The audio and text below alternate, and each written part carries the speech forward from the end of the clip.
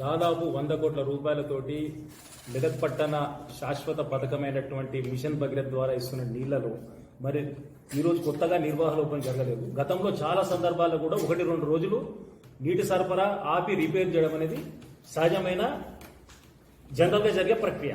దీన్ని కేవలం రాజకీయ ఉద్దేశంతో కాంగ్రెస్ పార్టీని ఎమ్మెల్యే గారిని ఉద్దేశించి పట్టించుకోవడం అనేది మూర్ఖత్వం. నిరంతరం ఎమ్మెల్యే గారు, మా మాజీ చైర్మన్ గారు, మేమందరం కూడా కౌన్సిల్ సభ్యులం, మాజీ కౌన్సిల్ అందరం కూడా నిరంతరం పర్యవేక్షించి ఎక్కడైతే అవసరం ఉన్న ప్రాంతాలకు ట్యాంకర్లు పంపించడం, ఆల్టర్నేట్ గా చైర్మన్ గారు చెప్పినట్టు 250 పవర్ హౌస్ బోర్లు ఏదైతే 5 HP, 3 HP, 2 HP, 1 HP single phase మోటార్ల ద్వారా నిరంతరం ప్రక్రియ సరఫరా జరుగుతా ఉన్నది. ఎక్కడ కూడా ప్రజలు ఇబ్బంది పడ్డ సందర్భాలు లేదు.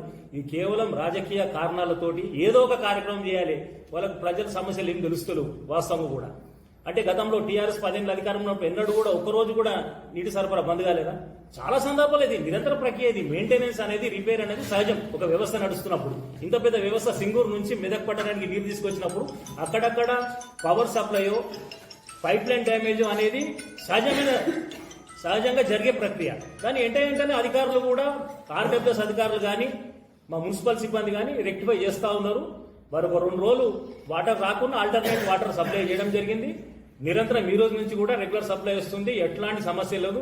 గౌరవ ఎమ్మెల్యే గారు పూర్తి స్థాయిలో పర్యవేక్షించి ఆర్డబ్ల్యూఎస్ ఎస్సీ గారిని కానీ, మా మున్సిపల్ సిబ్బందిని కానీ, అదనపు కలెక్టర్ గారు కానీ సమన్వయం చేసుకుంటూ పూర్తి స్థాయిలో సమస్యను పరిష్కరించారు. ఈ చిన్న సమస్యను భూతద్దంలో పెట్టి ఏదో చేస్తా అంటే మాత్రం ఖబర్దారని హెచ్చరిస్తుంది.